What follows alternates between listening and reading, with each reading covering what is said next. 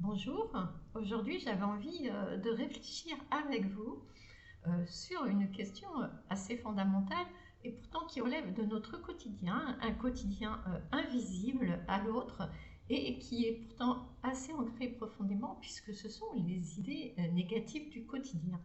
Euh, Très rapidement, quand on est dans la relation avec les autres, quand on a des choses à faire ou des activités, on est amené souvent à penser, à avoir du stress, à se demander ce qui va se passer, si on fait ci ou si on fait ça, si on s'exprime bien, si l'autre reçoit bien notre message. Donc nos pensées négatives au quotidien, elles sont présentes et elles nous appartiennent. C'est quelque chose qu'on ne va pas partager facilement, c'est assez tabou. Et donc, euh, euh, on n'a pas envie de les entendre, on a envie de les enfermer dans une petite boîte au fond de nous-mêmes. Et là, c'est les émotions qui prennent le dessus, on est submergé, on ressent de l'inquiétude ou du stress. Alors, déjà, je pense qu'il faut se poser une première question. La première question, c'est cette pensée négative, est-ce qu'elle est vraiment consciente? Parce que c'est souvent l'inconscient qui exprime cette pensée négative. Et donc, au lieu de l'ignorer, de faire comme si elle n'existait pas, eh bien, j'ai envie plutôt de vous dire, mais alors, est-elle réellement ancrée sur quelque chose de concret, hein? Est-ce qu'elle n'est pas construite sur nos peurs, sur malheureusement des expériences négatives, même peut-être qu'on ne se rappelle plus, une émotion difficile, peut-être quelque chose qui remonte à la petite enfance. La pensée négative, elle est très certainement le reflet de nos peurs de ne pas être à la hauteur, de ne pas faire bien ou de ne pas se savoir compris. Enfin, il y a plein de raisons qui construisent ces peurs. Mais est-ce que c'est une simple pensée? Est-ce que cette pensée, elle a vraiment quelque chose qui fait qu'elle est construite sur du réel? Alors la plupart du temps, comme je vous l'ai dit, elle est inconsciente. Et il faut arrêter cette peur de penser.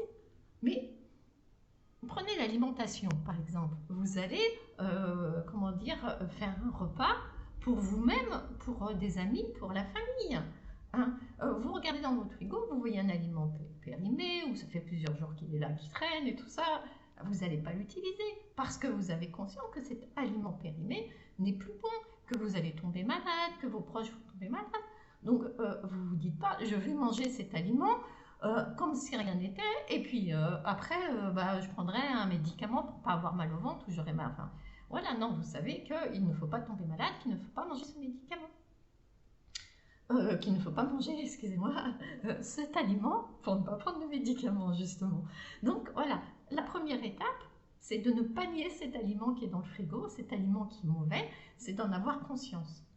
Je comprends que là, j'ai une idée négative, je ne l'enferme pas dans ma petite boîte et je me pose la question, voilà, pourquoi est-ce qu'elle est là, à ce moment-là? Qu'est-ce qui fait que cette pensée est là?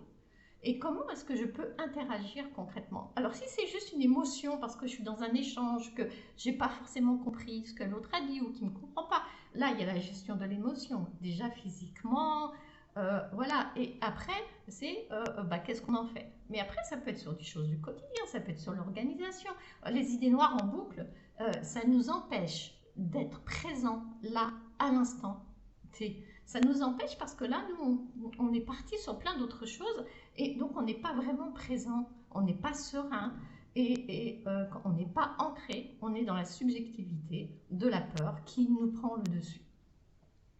Donc on est là, si je vais faire ça, il va se passer ça, mon travail, voilà, tout ça. C'est épuisant mentalement, c'est-à-dire qu'on est déjà fatigué, rien que de réagir comme ça. Et donc à un moment donné, la pensée négative, elle est refoulée, refoulée, refoulée, et elle va exploser. Alors selon notre personnalité, ça va être parce qu'on va se mettre à crier, on va se mettre à craquer, ou alors on va tomber malade, on va avoir mal au dos, on va avoir mal au ventre, on va avoir mal aux genoux, on va avoir des boutons, on va faire des allergies. Voilà, on va déprimer, on va s'allonger, on va plus pouvoir dormir. Voilà, donc ça va s'exprimer vraiment différemment selon la personne et notre identité, mais on est épuisé, on va perdre la perte de contrôle de notre corps, on va perdre la perte de contrôle de notre esprit, et pourtant ce sont à la base que peut-être des pensées négatives du quotidien qui se sont cumulées et auxquelles nous on a refusé d'écouter. Donc la première étape, c'est je ne refuse pas cette idée négative, plutôt je l'accepte. Voilà, c'est voilà, mais je pense ça, mais pourquoi? Est-ce que j'ai raison? Est-ce que c'est concret? Est-ce que c'est pas concret? Donc là, vraiment, c'est des questions qu'il faut se poser. Et je vous assure, quand on se pose ces questions, on maîtrise sa pensée, on maîtrise son physique. Et même si c'est difficile, parce que c'est pas parce qu'on se pose ces questions que voilà, on n'a pas l'émotion qui va avec, on n'a pas voilà, tout le mécanisme de ces pensées négatives qui se ressent dans notre corps. Mais on se pose enfin la question, est-ce que cette idée négative, elle est fondée sur quelque chose de concret?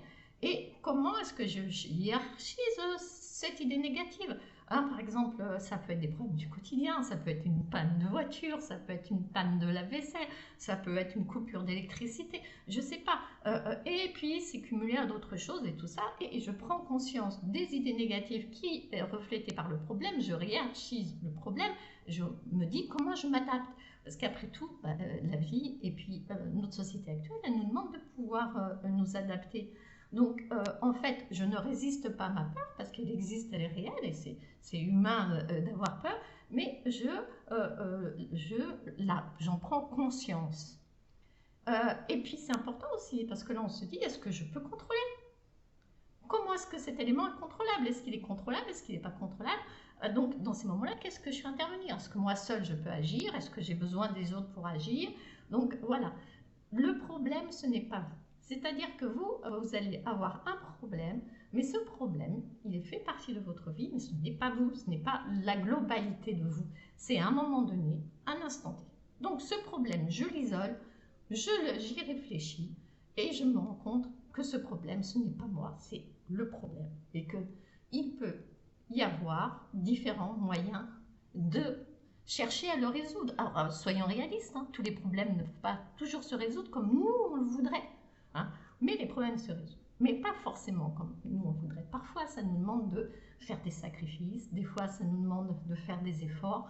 Et ça, il faut du temps. Le temps fait partie de la résolution de ces problèmes. Mais c'est pas quand vous avez explosé. C'est pas quand vous êtes tombé malade. C'est pas quand vous ne pouvez plus, quand vous êtes au bord de rue, qu'il faut vous en rendre compte. C'est avant. C'est sur les premiers éléments. C'est au moment où les pensées négatives arrivent progressivement. C'est là qu'il faut vous arrêter. C'est avant de vous retrouver chez le médecin, avant de vous retrouver dans une situation critique avec les gens qui vous entourent, si c'est un problème relationnel. Donc voilà, donc il faut vraiment prendre son temps, vous voyez, et accepter que la solution, c'est pas ce que vous souhaitiez. C'était pas votre projet de vie, c'était pas votre projet, et que la solution, eh bien, elle va être différente.